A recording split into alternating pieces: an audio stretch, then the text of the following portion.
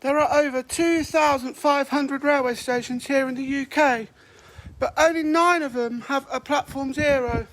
I've been looking forward to making this episode for several months.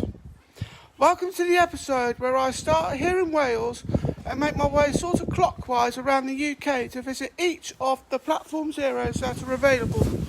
There's 2 in Kent, 2 in Yorkshire, 1 here in Wales, 1 up in Scotland, 1 in Manchester, 1 in London and 1 in Surrey. But what exactly constitutes in a platform zero?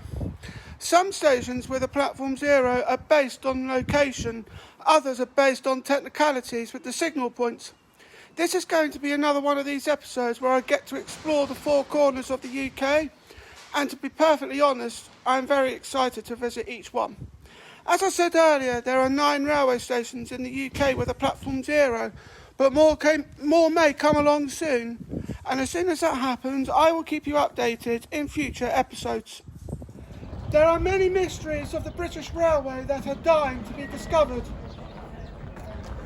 Join me, Darren Stratton, as I take you around the 4 corners of the UK to explore the many mysteries that are hidden between a station and its platforms. The opportunity train is arriving, so let's hop aboard and get exploring. I am now on the Vale line in South Wales. Quite a few of these stations on this line have only got 1 platform. There are stations on this line that have more than 1 platform though.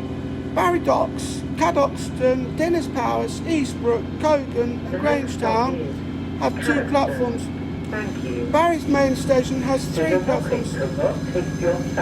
It is 7:48 on a Saturday morning on the 23rd of April 2022, and this is where my adventure begins.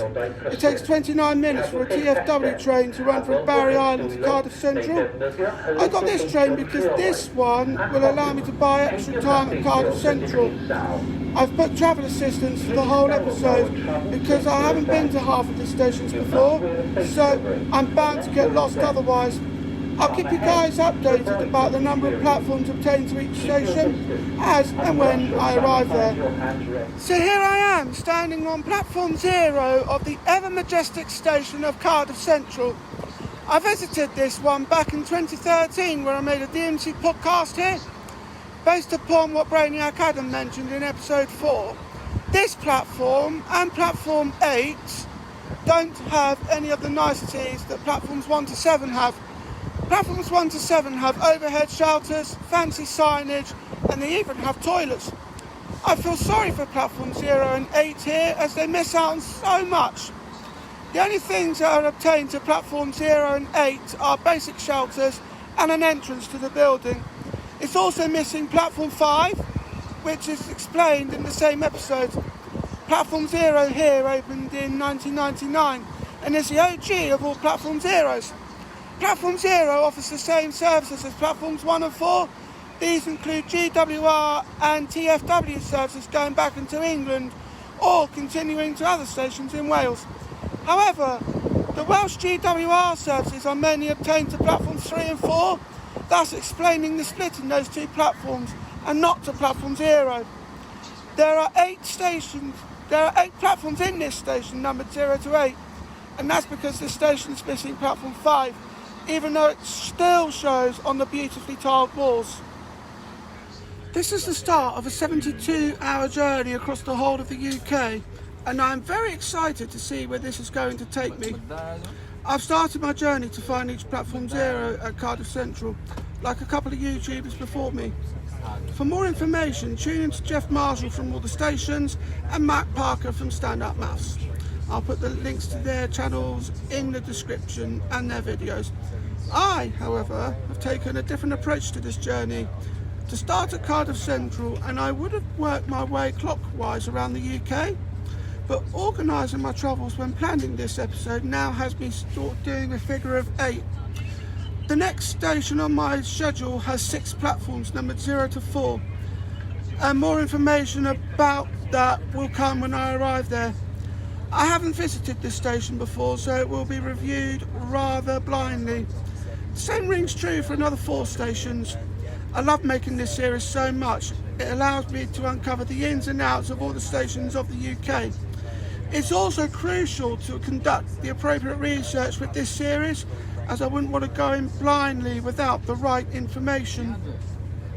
This station is a new one for me, as I've never visited here before.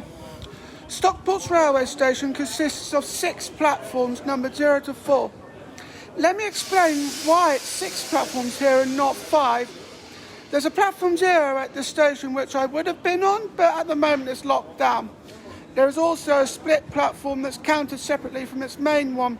Platform 3A is counted separately from platform 3 as it runs a parliamentary train from here weekly.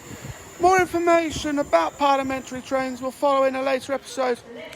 The platform 0 here in Stockport was opened in 2008, but plans for a new concourse were made 4 years prior to that in 2004. There are 6 services that use this station: Avanti West Coast, Cross Country, East Midlands Railway, Transpennine Express, Transport for Wales and Northern. The services that use platform 0 here are services to Hazelgrove, Buxton, Sheffield, Norwich, Nottingham and Cleethorpes. I'm now making my way towards Haymarket in Edinburgh, Scotland. It's worth noting that I would have visited 3 countries of the UK in the space of not even 10 hours of travelling. I've got to stop off in between that, which happens to be another station with a platform 0. I'm quite relieved at that, because it meant that I'm now able to save myself getting another ticket. And although I could get another ticket to go fully clockwise, I would have made a journey to the same station twice, so I figured that it wouldn't be worth it. And therefore I would figure that a figure of 8 would be great. I've still got so much to uncover in the remaining stations that I'm glad to have split this episode over the course of 72 hours. And particularly for that, when TFW went wrong and there was a cancellation on a train, which put me behind. Now, I'm going to have a great time travelling. I will see you in Doncaster. Doncaster's railway station had its platform 0 opened in 2016, and it offers services to Hull, Beverley and Bridlington. This station has 9 platforms in 3 islands of 3, including a mix of through platforms and bay platforms. This station offers services to places in England and Scotland, reaching as far as Southampton and Bournemouth as south, and as far north as Edinburgh and Glasgow. As far as potential goes, the potentials here are outstanding. We just need to find a station that visits more than 2 countries of the UK. Oh wait, I've already done that earlier in this episode. Cardiff Central offers services to 3 of the countries of the UK, England, Wales and Scotland. This has got to be one of the best adventures I've been on so far, and the best is yet to come. Now, I must admit, even though I didn't initially think that I was going to make a stop here until quite a while later, this was a great place to do so, as it meant that I would have one less ticket to worry about. I also had some worries about my hotel, because I honestly didn't think I'd get one because of the high rates. I never realised how expensive things are in Edinburgh, but I can gladly say that I've got a hotel room nearby, so things can be more relaxing and I won't need to worry about finding a place to stay. I just need to call the hotel to let them know that I'm on my way, otherwise I'll be counted as a no-show.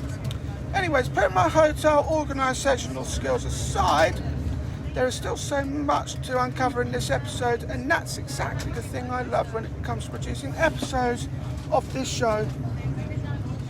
Haymarket's railway station is the smaller of Edinburgh's stations, consisting of 5 platforms, whereas main station has 20. Platform 0 at this station opened in 2006, and trains would terminate at this platform. The station itself opened in 1842, and the 5 platforms offer services to Waverley and back into England, and other platforms continue on to Glasgow and Dundee. I have some great potentials to explore here at this station, and I figured that this is the best place to start with its platform 0. Apart from what else to mention about this platform and its service is difficult to say, as this is the first time I visited this station, I should really plan on my research before the next visit. I'm now at what's technically my second hotel of the trip, since I've counted my hotel in Barry as the first one in the previous episode. And while it seems like something with potential, this is the first time I've stayed at anywhere in Scotland. And I doubt it will be the last, because there's so much still left to uncover here in Scotland. I'm also going to set myself some challenges. In each visit to the 4 countries of the UK, I'll tell you more about these challenges as and when they arise. It's also worth noting here that I'm not going to be on my own for some of these either. Join me for day 2 as I'm ready for some great food and some rest. I know that I always say this, but I love making this show as I get to the chance to uncover the mysteries of the railway network in the UK. I will eventually make some episodes in Northern Ireland, but they may not be as often, and you can also expect an episode on the Isle of Man too. Day 2 will see me looking at 3 more stations with a Platform Zero, and this is when I start to return southwards back into my native England.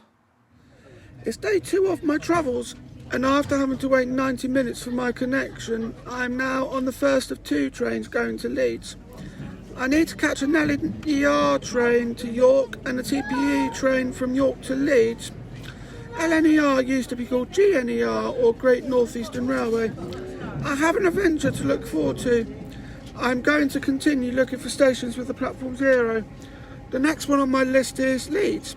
This station is the most recent one to have a Platform Zero. Station code for this station is LDS, so that made me chuckle when I saw this for the first time visiting Bristol Temple Meads. This is the start of better things to come, and better adventures lay ahead of me. This is also going to be an interesting journey, as I've now realised that TPE are on strike today, so let's now hope that it doesn't severely affect the rest of my journey. The station here in Leeds is the most recent to have a Platform Zero open. The Platform Zero here was commissioned in January 2021, and it offers services to help minimise delays with trains using the other platforms. With the opening of Platform Zero, this station now has 18 platforms, and all of them split, including the latest edition of Platform Zero. It's worth noting here that when a platform split occurs, you have Platform Zero and A and Zero B, like we have here in Leeds. They count as one platform.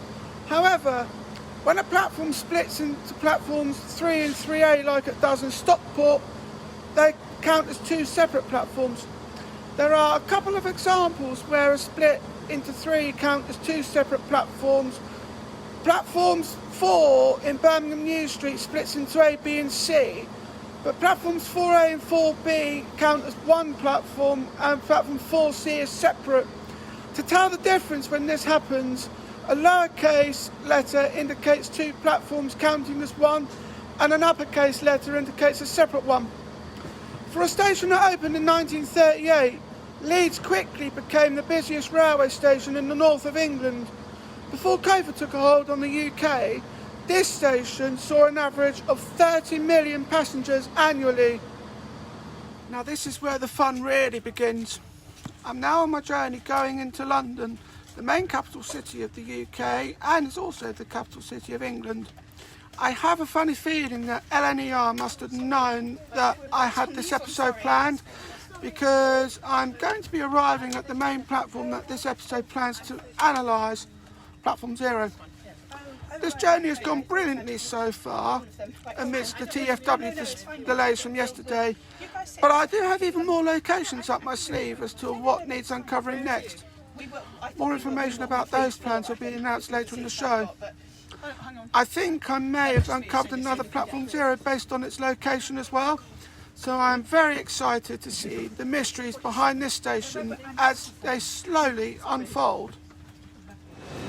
Who would have imagined that this station became the setting of all Harry Potter mania? Welcome to London's King Cross station, where you'll find the famous shop of Platform 9 3/4. This is also home to a Platform Zero that opened in 2010. Originally planned to be numbered Platform 12, it was numbered Platform Zero based on its location.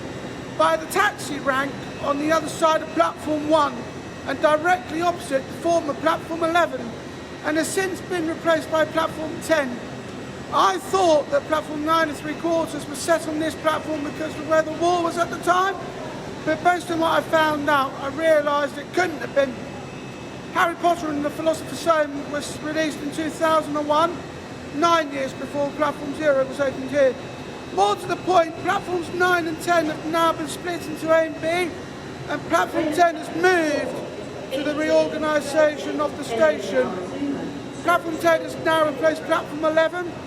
Platform 0 mainly offers services to Leeds, but there are other stations on the cards. Just for the record, platform 9 3/4 was set on platform 4. Here's something I found rather intriguing about London, and that's how close some of the stations can be. Now, I live in Bedhampton, which is about a 2-minute train ride away from Havant, and it's also 2 minutes on the bus. But the one thing I didn't realise was the possibility to have 2 railway stations directly opposite each other. Now, I do realise that this is the case when you have 2 stations in proximity to each other. I mean, look at the 2 stations in Dorchester, but London King's Cross and London St Pancras are literally across the road from each other.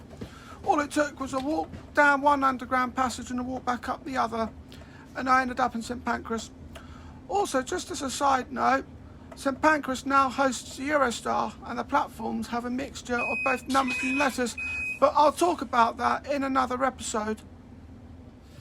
Platform 0 at this station was opened in 2014 as a result of the renumbering of the platforms. The platforms here were numbered 1, 2 and 3, but a reshuffle based on the technicality of the signals caused them to be renumbered 0, 1 and 2. The station was altered in December 2013. This extended the 10 coach platforms to fit 12 coaches, and platform 0 is being used for terminating trains from St Pancras and London Charing Cross. This station was opened in 1849 and was named Gravesend Central for a long time. Another station had opened not too far from here. Gravesend West opened in 1899 and was relegated to a secondary line before it closed in 1968. I am now at my hotel in Gravesend, so I am very excited to see what lies ahead of me at this stage. This is the first time that I've stayed somewhere in Kent, so it will be a whole episode of firsts in it for me. I think now what I'm going to do is I'm just going to relax and just have some good food because I'm actually quite hungry, so that'll be a perfect way to do that. But day 3 will see me wrap this monster of an episode up in style as I look at the 2 remaining stations with a platform 0, and that'll be Rainham and Redhill. It's worth noting here that the Rainham one that I'm talking about is in Kent as well and not in Essex. I needed to make sure that I had the right one before continuing with the organisation of this episode. It's day 3 of my travels and I'm now making my way to Rainham.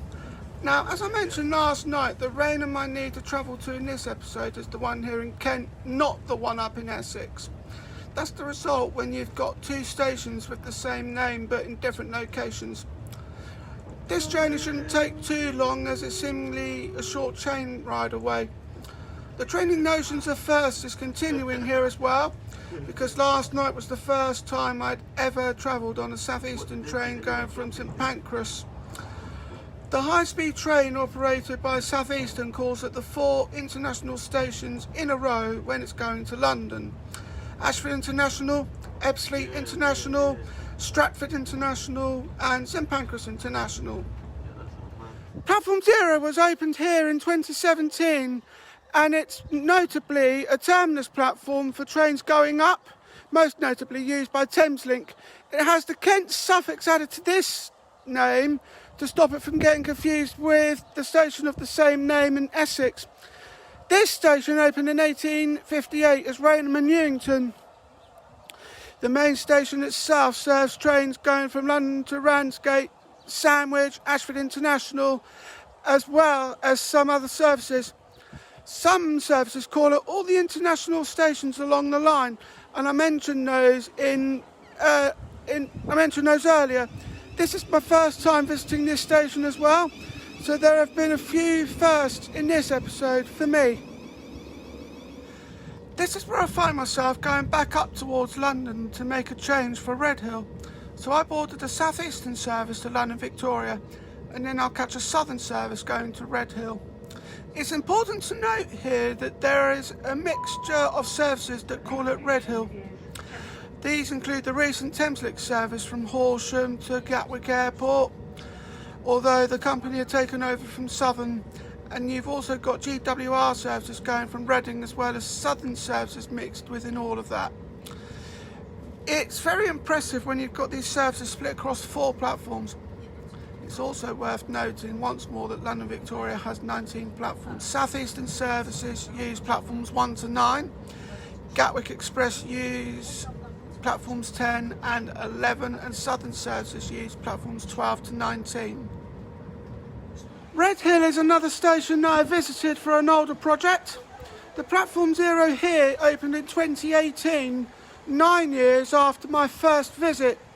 It's also worth noting that the Southern trains from Hampshire used to call at this station en route to London Victoria, but they no longer do.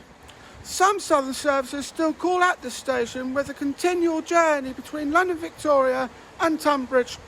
There are also a few Thameslink services that call here on the journey to London Bridge, with a continual journey to Bedford from Gatwick Airport and a continual journey from Peterborough to Horsham.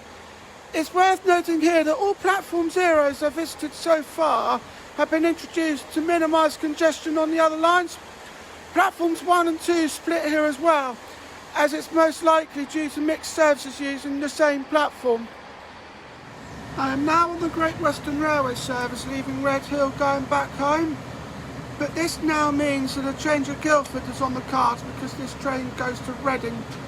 This journey has been incredible, and although I feel tired at this point because I must have travelled over 1,000 miles over the course of this episode, I also feel energised because I've now managed to tick another item off my bucket list to visit every Platform 0 in the UK. Although I now realise that more may get added along the way, and if that is the case, I will plan to visit those ones as well. I hope you enjoyed the 72-hour journey across the 4 corners of the UK and the chance to explore the 9 stations in the UK with a Platform 0. Just so that I can clarify what's coming next, here's a backstory of the next episode. GWR currently runs a service from Brighton to Worcester, but this service is being withdrawn on the 13th of May. Therefore, the next episode will have me paying homage to this service as I board at Havant and make my way towards Filton Abbey Wood. Join me in the next episode as I embark on what is termed to be the last GWR service from Brighton. I've been Darren Stratton, and I would like to thank you for watching.